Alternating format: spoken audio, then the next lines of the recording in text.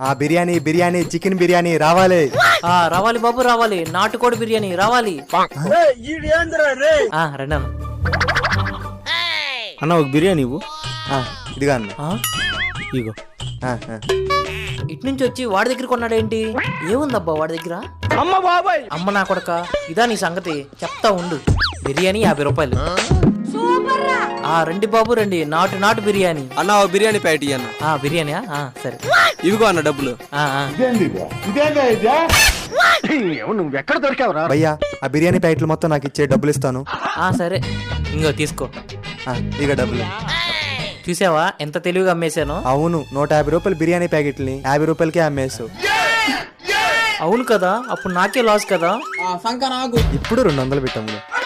ఆ బిర్యానీ బిర్యానీ బిర్యానీ ఆ బిర్యానీ బిర్యానీ 200.